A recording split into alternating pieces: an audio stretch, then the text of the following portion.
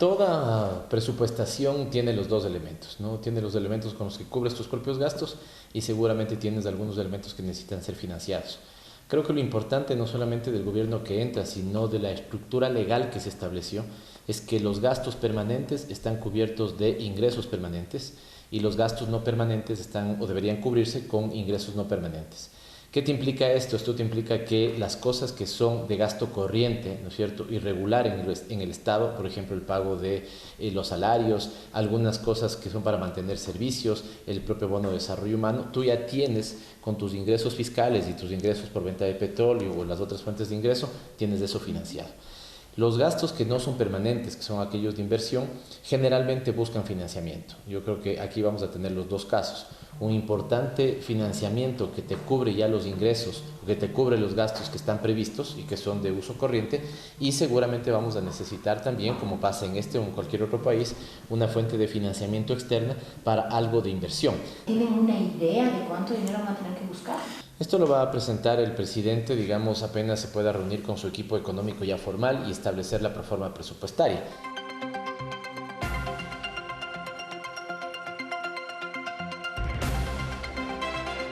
El tema de cómo manejar el déficit tiene mucho que ver también con el enfoque que le des a la inversión pública. Nosotros somos aquellos que creemos que la inversión pública es atractora y dinamizadora de la inversión privada, por lo tanto no nos interesa poner en cero ese tipo de inversión, ¿no? O sea, no tenemos un manejo, si tú quieres, fiscalista sobre el manejo del déficit, sino que más bien buscamos que la economía esté empleándose en todos sus factores.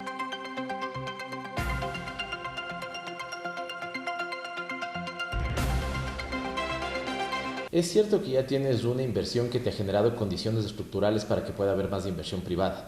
Por lo tanto, lo que tenemos es que lanzarnos en la búsqueda de esa inversión privada. Nosotros siempre hemos dicho que en el cambio de matriz productiva nos interesa poner la cancha, trazar los límites de esa cancha, pero que los jugadores vengan del sector privado, sea el sector privado nacional o internacional. Por lo tanto, vamos evidentemente en la búsqueda de inversión privada nacional e inversión privada externa. Con la externa siempre hay que tener un poco más de cuidado, porque un país dolarizado como el Ecuador no hace un buen negocio atrayendo mucha inversión privada hoy para que esa misma inversión mañana te saque más dólares de los que deja en la economía. ¿No quieres frenar las importaciones? Evidentemente que no, pero necesitas más exportaciones que importaciones.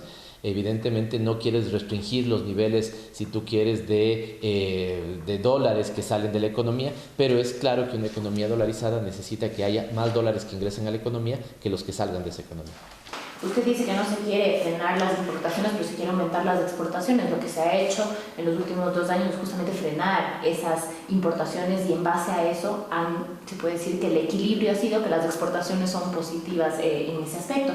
Y uno de los lineamientos que trazan estos libros de transición es continuar con la utilización de instrumentos para la gestión de liquidez interna del Estado. Y me imagino que dentro de esos instrumentos estará el continuar limitando las importaciones, ¿es correcto o no? En este momento vamos a dejar las salvaguardias, ¿no es cierto? Las salvaguardias se levantan, pero el que levantes las salvaguardias no debe ser sinónimo de que no tengas mecanismos de protección a la producción nacional. Este es un elemento fundamental. ¿Y por qué? No es porque quieras privilegiar antojadizamente cualquier sector de la economía, es porque tienes que cuidar los sectores que son más altos generadores de empleo, ¿sí? Si en ese sentido la pequeña industria, por ponerte un ejemplo, te genera altas plazas de empleo, grandes plazas de empleo, tienes que proteger ese sector. Si la agricultura también es generadora de empleo, también tienes que proteger eso. Por lo tanto, el sector manufacturero y la gente que trabaja en el sector de agricultura se han quejado de que justamente estas restricciones para importar maquinaria o para importar productos que ellos necesitan para elaborar, los que luego ellos exportan, son los que están incrementando el valor, el costo de producción y que finalmente hacen que sus productos no sean competitivos en los mercados internacionales. Siempre se buscó que eso sea marginal. Si es que se ha afectado algún insumo productivo o alguna maquinaria, ha sido de manera marginal.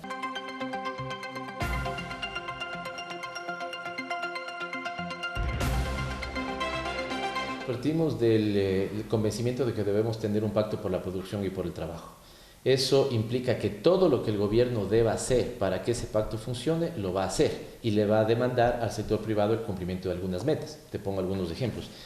El sector privado te ha demandado previsibilidad de la política tributaria, estamos de acuerdo. Te ha demandado que las regulaciones se midan su impacto antes de ser emitidas, estamos de acuerdo. Te siguen demandando que tengas una inversión pública que atraiga inversión privada, estamos de acuerdo, y que se combate la tramitología, estamos totalmente de acuerdo. Nosotros le pedimos a ese sector privado el cumplimiento de unas metas de empleo que sostengan el empleo actual y que generen nuevos empleos, que aperturen nuevos mercados, que amplíen su oferta exportable, ¿sí? Y que una parte de sus utilidades la puedan reinvertir en el Ecuador. Que a eso le podamos meter todo tipo de instrumentos que faciliten eso, lo vamos a hacer. ¿A qué me refiero? Si hay que estimular el dinero electrónico para que la economía esté fortalecida, lo vamos a hacer. Si hay que disminuir las tasas de... hay que hacerlo. Si hay que disminuir las tasas de interés para que la gente tenga más crédito, hay que sentarse a discutirlo. Si tienes que disminuir los costos financieros en el uso de tu tarjeta de débito, que eso es dinero electrónico, hay que hacerlo, ¿no? Pero no tienes en los niveles que deberían estimular al comercio.